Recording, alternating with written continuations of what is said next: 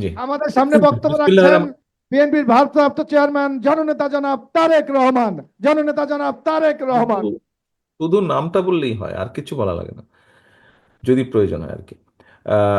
বিসমিল্লাহির রহমানির রহিম। উপস্থিত ময়মনসিংহ এবং খুলনা বিভাগের সকল জেলা থেকে আগত নেতৃবৃন্দ, মঞ্চে উপস্থিত স্থায়ী কমিটির সদস্য জনাব নজরুল ইসলাম খান সহ নেতৃবৃন্দ, আলোচকবৃন্দ, আসসালামু আলাইকুম। আহ, উপস্থিত দুই বিভাগের নেতৃবৃন্দ, আজকে আমরা এখানে একত্রিত হয়েছি আমাদের 31 দফা, যেটি আমরা দেশের মানুষের সামনে উপস্থাপন করেছি। এই 31 দফার আলোকে আমরা আগামী দিনে আল্লাহর রহমতে মানুষের সমর্থন নিয়ে সরকার গঠন করতে সক্ষম হলে আমরা কি কি কাজ করতে চাই, দেশ এবং দেশের মানুষকে জন্য কি কি কাজ করতে চাই, সেগুলোর একটি সংক্ষিপ্ত বিবরণী নিয়ে আমরা আজকে উপস্থিত হয়েছি এখানে।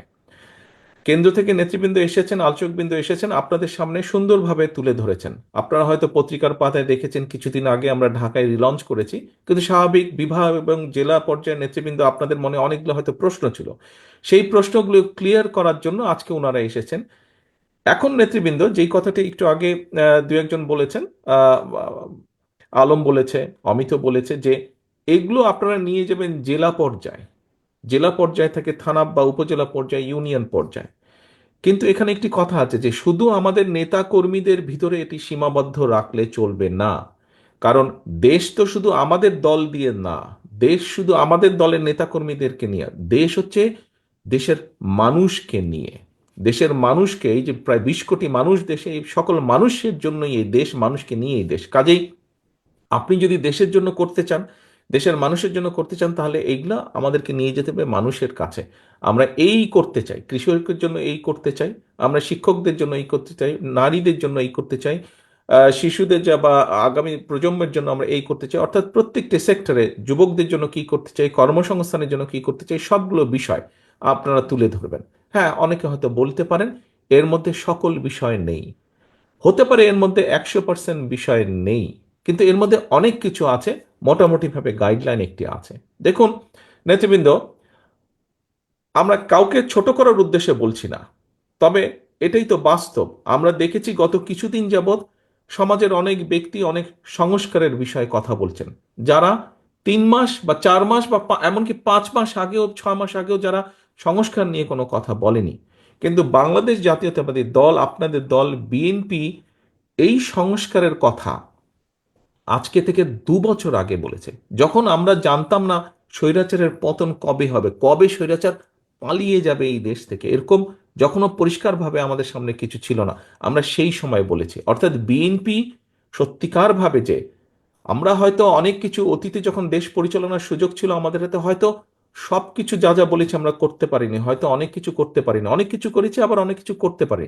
কিন্তু তারপরেও বিএনপি যে দেশের কথা চিন্তা করে, দেশের মানুষের কথা চিন্তা করে, এবং চিন্তা করেই যে এই যে 31 দফা বা সংস্কার প্রস্তাব দিয়েছে 2 বছর আগে, এটাই প্রমাণ করে যে বিএনপি দেশ এবং দেশের মানুষের কথা চিন্তা করে।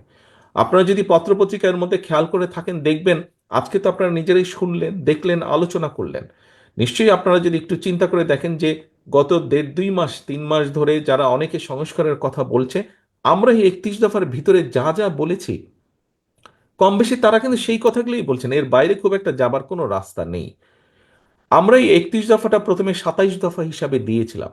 তার পরবর্তীতে আমাদের সাথে যে সকল রাজনৈতিক দল আন্দোলন করেছেন, যারা আন্দোলন আমাদের সাথে করেছে, সকল গণতান্ত্রিক রাজনৈতিক দল যারা স্বৈরাচারের পতন চেয়েছে, যারা একটা বাংলাদেশ গঠন করতে চেয়েছে নতুনভাবে, সুন্দরভাবে, সেই সকল রাজনৈতিক দলকে সাথে নিয়ে আলোচনা করে পরবর্তীতে আমরা এটিকে 27 থেকে 31 দফায় নিয়ে এসেছি। কাজেই এই 31 দফা কিন্তু শুধু যে বিএনপির দফা তা না, আমাদের সাথে সমমনা বা যেভাবেই বলি না কেন, আমরা আমাদের সাথে যে রাজনৈতিক দলগুলো ছিলেন, অর্থাৎ বাংলাদেশের পক্ষের সকল গণতান্ত্রিক দলগুলোর চিন্তার ফসলই হচ্ছে এই 31 দফা। অর্থাৎ নট অনলি বিএনপি, এর সাথে আরো বহু রাজনৈতিক দলের চিন্তা সমন্বয় ঘটেছে এই 31 দফার মধ্যে। এখন প্রিয় সহকর্মীবৃন্দ, এই 31 দফা আমাদেরকে নিয়ে যেতে হবে, এটার পক্ষে মানুষের সমর্থন আমাদেরকে আদায় করতে হবে। এই কাজটি আপনাদেরকে কষ্ট করে এই কাজটি করতে হবে। শুধু এই চার দেওয়ালের ভিতরে আজকে 31 দফা রেখে দিলে চলবে না। আপনাদেরকে নিজের আমরা কেন্দ্র থেকে করেছি, আপনাদেরকে এখানে আজকে কিছু একটি বক্সের মধ্যে কিছু লিফলেট দেওয়া হয়েছে, বইগুলো দেওয়া হয়েছে। এটি যথেষ্ট নয়, এটি যথেষ্ট নয়। আপনাদেরকে সাথে আমরা জেলা নেতৃবৃন্দের কাছে কেন্দ্র থেকে পেন ড্রাইভে করে দিয়ে দেওয়া হচ্ছে সফট কপিটি। আপনাদের কাছে অনুরোধ থাকবে, আমরা কিছু আপনাদেরকে দিয়েছি টোকেন হিসেবে, বাকি আরো অনেক লাগবে, সেটি কষ্ট করে আপনাদেরকে প্রিন্ট করতে হবে। তবে অবশ্যই এখানে জেলা পর্যায়ে যারা নেতৃবৃন্দ আছেন, আপনাদেরকে এখন পরিকল্পনা নিতে হবে কিভাবে আপনারা উপজেলায় করবেন। উপজেলার নেতৃবৃন্দকে সাথে নিয়ে জেলা নেতৃবৃন্দ পরিকল্পনা করবেন কিভাবে আপনারা ইউনিয়ন পর্যায়ে চলে যাবেন, সেটি আপনাদেরকে পরিকল্পনা করে গ্রহণ করতে হবে। অর্থাৎ মোট কথা মানুষের কাছে পৌঁছে দিতে হবে। প্রিয় সহকর্মীবৃন্দ, আমরা সবসময় একটি কথা বলি, বা বিএনপির সকল ক্ষমতার উৎস জনগণ। আমাদের কিছু কিছু নেতৃবৃন্দ, কিছু কিছু কর্মী, কিছু কিছু সহকর্মীর মধ্যে একটি চিন্তা ঢুকে গেছে যে এখানে সাগর বোধহয় খুব সম্ভব বলেছিল খুলনা থেকে, যে আমরা ক্ষমতায় গেলে, কিছু কিছু সহকর্মীর মধ্যে ঢুকে গেছে এমন একটা ভাব যে আমরা ক্ষমতায় বোধহয় চলে যাচ্ছি বা চলে গিয়েছি। সহকর্মীবৃন্দ, আপনাদের সকলকে আমি অনুরোধ করব, একই সাথে আপনাদের সকলকে আমি দৃঢ়ভাবে বলবো, আমরা ক্ষমতায় যাইনি। আমরা ক্ষমতায় যাব কিনা আমরা জানি না। তখনই আমরা ক্ষমতায় যেতে পারবো যখন আমরা বাংলাদেশের জনগণের সমর্থন পাবো। কাজেই জনগণের সমর্থন পাবো। এখন জনগণের সমর্থন আমাদেরকে আদায় করতে হবে। জনগণের সমর্থন যদি আদায় করতে হয়, এখানে আপনারা আজকে যারা উপস্থিত আছেন, আপনাদের সকলকে কিন্তু আমরা এখানে আজকে আমন্ত্রণ জানিয়েছি একজন নেতা হিসাবে। হতে পারেন আপনি একজন জেলার নেতা, হতে পারেন উপজেলা, বা হতে পারেন ইউনিয়ন পর্যায়ের নেতা, কিন্তু আপনি নেতা বলেই কিন্তু আজকে এখানে আপনাকে দাওয়াত দেওয়া হয়েছে। এবং সেজন্যই নেতা, আপনার কথা, আপনার কাজ, আপনার উঠা বসা, আপনার চলাফেরা সব কিছুর উপর নির্ভর করছে বিএনপির আগামী দিনের ভবিষ্যৎ। বিএনপির আগামী দিনের ভবিষ্যৎ। আপনি বিএনপিরই হন না কেন, আপনি ছাত্র দলেরই হন না কেন, আপনি যুবদল, স্বেচ্ছাসেবক, কৃষক দল, মহিলা দল, যেই দলের নেতাই হয়ে থাকুন না কেন, আপনাকে মানুষ এক বাক্যে চিনে বিএনপি হিসাবে। কাজেই আমাদের আগামী দিনের আমাদের সকল কিছু এমন হতে হবে যাতে জনগণের সমর্থন আপনার প্রতি থাকে, যাতে জনগণের সমর্থন দলের প্রতি থাকে। নেতৃবৃন্দ, এইটা যদি আপনি চিন্তা করেন, আচ্ছা ঠিক আছে, তারেক রহমান কিভাবে বলবে সেটা তারেক রহমান কিছু একটা বলে টলে সামলে নিবে। আচ্ছা ঠিক আছে, দলের মহাসচিব মির্জা আলমগীর উনি এটা বলে সামলে নিবে, ওনারা দেখবে। এই ছোটখাটো বিষয় এগুলা যদি কেউ কিছু করে, এগুলা কে নজরে দেয়? নো, এটা খুব ভুল ধারণা। দায়িত্ব আমার একার না, দায়িত্ব স্থায়ী কমিটির সদস্য সকলের একার না, দায়িত্ব আমাদের সকলের। এই দলকে রক্ষা করা, এই দলকে সামনে নিয়ে যাওয়ার, রক্ষা করার দায়িত্ব সকলের। আমি কেন্দ্রে আছি, আমি কেন্দ্র থেকে আমার দায়িত্ব পালন করব। আপনি উপজেলা লেভেল, জেলা লেভেল বা ইউনিয়ন লেভেলে আছেন, সেখানে আপনি একজন নেতা হিসাবে আছেন। আপনি যেই মূল দল সহ যেই অঙ্গ সহযোগী সংগঠনই হন না কেন, আপনাকে আপনার দায়িত্ব পালন করতে হবে। আপনারা নিশ্চয়ই শুনেছেন, খেয়াল আছে অনেকেরই, আমি কিছুদিন আগে বলেছি, জনগণের সঙ্গে থাকুন, জনগণকে সঙ্গে রাখুন। সহকর্মীবৃন্দ, আপনারা প্রায় একটি কথা বলে থাকেন, আমার সাথে যখন দেখা হয় তখনও বলেন, আপনারা বলেছেন, আপনারা অতীতেও বলেছেন, বর্তমানেও বলছেন, বিভিন্ন বক্তৃতা বিবৃতিতেও আপনারা বলেন যে বাংলাদেশের জনগণের আস্থা বিএনপির উপরে আছে। এই কথাটা আপনারা বলেন।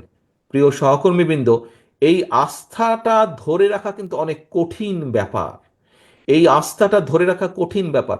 জনগণের আস্থা আপনাদের উপরে আছে, আমাদের উপরে আছে, বিএনপির উপরে আছে। এটি ধরে রাখার দায়িত্ব আপনার এবং আমার এবং আমাদের সকলের। এটি ধরে রাখার দায়িত্ব কিন্তু জনগণের না। জনগণ আস্থা রাখবে তার উপরেই যে জনগণের সাথে থাকবে। জনগণ আস্থা রাখবে তার উপরেই, জনগণ যখন দেখবে যে আমি তার উপরে আস্থা রাখেছি এই কারণেই, কারণ আমি যেভাবে চাই সে সেভাবে কথা বলছে, আমি যেভাবে চাই সে সেভাবে বিহেভ করছে, সেভাবে চলছে, সেভাবে উঠছে, সেভাবে বসছে। প্রিয় সহকর্মীবৃন্দ, এই কথাগুলো আমি এই কারণে বলছি, আপনারা হয়তো মনে মনে কেউ কেউ ভাবছেন যে তারেক রহমান তো এই কথাগুলো দুদিন আগেও বলেছে, একই কথা বারবার বলে কেন? একই কথা এই জন্য বারে বারে বলছি সহকর্মীবৃন্দ, আগামী দিনে যে নির্বাচনটি আসছে, আগেও বলেছি, আজও আপনাদের সামনে আমি তুলে ধরতে চাই পরিষ্কারভাবে। আপনারা পত্রপত্রিকা দেখছেন, খবরাখবর রাখছেন, আপনারা আপনারা যদি সকল কিছু বিবেচনা করেন, পরিষ্কার, দিন যত যাচ্ছে পরিষ্কার হয়ে যাচ্ছে। আমি আজকে থেকে প্রায় 3 মাস আগে আমি এই কথাটি বলেছিলাম, দিন যত যাচ্ছে তত পরিষ্কার হচ্ছে সামনের যে নির্বাচন এটি এত সহজ না। আমি আমার রাজনীতিক, আমার থেকে এখানে অনেক অভিজ্ঞতা সম্পন্ন সহকর্মীবৃন্দ আছেন, অনেক মুরব্বী নেতৃবৃন্দ আছেন। আমি আমার যতটুকু রাজনৈতিক অভিজ্ঞতা গত 30-35 বছরের, এই অভিজ্ঞতার আলোকে আমার কাছে মনে হচ্ছে সামনের যে নির্বাচন আমরা ফেস করতে যাব, হতে পারে আমাদের একটি প্রধান প্রতিপক্ষ অনেক দুর্বল হয়ে গেছে, তারপরেও তারপরেও এই নির্বাচন বাংলাদেশের যে কোনো নির্বাচনের থেকে অনেক কঠিন নির্বাচন হতে যাচ্ছে, অনেক কঠিন নির্বাচন হতে যাচ্ছে। কারণ 20 বছর আগের যখন মানুষ নির্ভয়ে, কম বেশি নির্ভয়ে ভোট দিতে পারত, আপনি যদি সেই 2001-এর নির্বাচন ধরে থাকেন, সেই সময় থেকে মানুষের চিন্তাধারা পরিবর্তন হয়েছে, মানুষের ধ্যান ধারণার পরিবর্তন হয়েছে, মানুষ এখন অনেক অনেক সচেতন, সেটি সামাজিক মাধ্যম সহ বিভিন্ন কারণেই হোক না কেন। কাজেই সহকর্মীবৃন্দ, কেউ যদি মনে করেন যে আপনার এলাকার কোনো কিছু আপনাকে এফেক্ট করছে না, আরে এটা কেউ জানবে না, এইটি ভুল ধারণা সম্পূর্ণভাবে, মানুষ জেনে যায়। কাজেই আমাদেরকে, আমরা যদি কেউ কোনো বিগত 3-4 মাসে ভুল করেও থাকি, আপনার আশেপাশের নেতাকর্মীরা যদি কেউ ভুল করে থাকে, প্রিয় সহকর্মীবৃন্দ, একজন নেতা হিসাবে আপনার এটি অবশ্যই অবশ্যই দায়িত্ব তাদেরকে সঠিক পথে নিয়ে আসা, তাদেরকে সচেতন করা, তাদেরকে সতর্ক রাখা। আসুন, আমরা যে 31 দফা আজকে আপনাদের সামনে উপস্থাপন করেছি, আপনারা নিজেরা বসে সারাদিন আলোচনা করেছেন, এই 31 দফাকে যদি আমাদের সফল করতে হয়, যে কোনো মূল্যে জনগণের সমর্থনকে আমাদের পক্ষে রাখতে হবে। আমরা প্রায় বলে থাকি যে অমুক একটি দল আছে, তারা তো এই কাজ করে যাচ্ছে। ভাই, কমপ্লেন করেন কেন? ওরা যদি এই কাজ করে যাচ্ছে, ভিতরে ভিতরে এই কাজ করে যাচ্ছে, তো আপনি কেন করতে পারছেন না এই কাজ? আপনাকে আপনার দলের পক্ষে পরিকল্পনা নিতে হবে, আপনাকেও কাজ করতে হবে, কমপ্লেন করা চলবে না।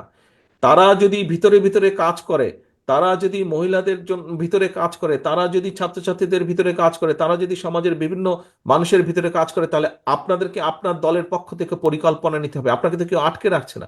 আপনি আপনার এলাকার মধ্যে পরিকল্পনা নেন, কিভাবে জনগণকে আপনার সাথে রাখবেন, কিভাবে জনগণের কাছে আপনার ভালো জিনিসগুলো পৌঁছে দিবেন, কিভাবে জনগণের সামনে আগামী দিনে কি করবেন সেগুলো আপনি তুলে ধরবেন। প্রিয় সহকর্মীবৃন্দ, এই সকল কিছু, আজকের সকল আয়োজন, এই যে আপনারা কথা বললেন, বক্তব্য রাখলেন, আমি আপনাদের সাথে কথা বলছি, সকল কিছুর লক্ষ্য এবং মূল উদ্দেশ্য বা মূল লক্ষ্যই হচ্ছে জনগণের সমর্থন আমাদের পক্ষে রাখা, এবং একই সাথে আমাদের যে পরিকল্পনাগুলো, সেই পরিকল্পনাগুলো যাতে আমরা বাস্তবায়ন করতে পারি। সহকর্মীবৃন্দ, আজকে যদি আমাদের কথাবার্তা, উঠা বসা, চলন বলনে যদি কোনো রকম এমন কিছু ঘটে যেখানে আমরা জনগণের আস্থা বিশ্বাস হারাতে পারি, তাহলে সারাদিন এই আলোচনা করে কি লাভ হলো? সারাদিন তো আলোচনা করে কোনো লাভ হলো না। এই আলোচনাকে যদি সফল করতে হয়, আমাদেরকে এই 31 দফার সবকিছু যেরকম জনগণের মাঝে নিয়ে যেতে হবে, একই সাথে আমাদেরকে যে জনগণের, আমাদের প্রতি যে জনগণের আস্থা, সেটিকে আমাদের যে কোনো মূল্যে ধরে রাখতে হবে, যে কোনো মূল্যে ধরে রাখতে হবে। আসুন, যেহেতু আমরা বলি যে আমরা আমাদের সকল ক্ষমতার উৎস জনগণ, যদি সত্যিই আমরা এটা বিশ্বাস করে থাকি, তাহলে আমাদেরকে সেভাবেই আজকে থেকে চলতে হবে। প্রিয় সহকর্মীবৃন্দ, আমি আশা করব যে আজকে আপনারা সারাদিন ব্যাপী যে কষ্ট করেছেন, সারাদিন ব্যাপী যে আলোচনা করেছেন, এটিকে এই ঘরের মধ্যে সীমাবদ্ধ দয়া করে রাখবেন না। এটিকে জনগণের ঘরে ঘরে ঘরে পৌঁছে দিতে হবে। এবং আমি দৃঢ়ভাবে বিশ্বাস করি, বিগত 17 বছর স্বৈরাচারের বিরুদ্ধে আপনারা সংগ্রাম করে যেভাবে টিকেছিলেন, কাজেই তার থেকে অনেক সহজ হবে এই কাজটাকে জনগণের ঘরে পৌঁছে দেওয়ার জন্য। এত কঠিন একটি পথ যদি আপনার পাড়ি দিয়ে আসতে সক্ষম হয়ে থাকেন, তাহলে এই যে আজকে একটু কষ্টের করেই আমরা কিন্তু জনগণের মধ্যে আমাদের এই 31 দফাকে নিয়ে যেতে পারি। এই কাজটি খুব সহজেই আপনারা করতে সক্ষম হবেন সকলকে সাথে নিয়ে। প্রিয় সহকর্মীবৃন্দ, আপনাদের সকলকে আবারও ধন্যবাদ জানাচ্ছি আজকে সারাদিন এই আলোচনায় অংশগ্রহণ করার জন্য, এবং আমাদের সব একজনের সাথে আরেকজনের মতামত বিনিময় করার জন্য। পরিশেষে একটাই কথা বলবো, জনগণকে সঙ্গে রাখুন, জনগণের সঙ্গে থাকুন, জনগণের সাথে থাকুন, জনগণকে সাথে রাখুন। সকলে ভালো থাকবেন, সুস্থ থাকবেন। আল্লাহ হাফেজ। বাংলাদেশ জিন্দাবাদ। বাংলাদেশ জাতীয়তাবাদী দল জিন্দাবাদ। আসসালামু আলাইকুম।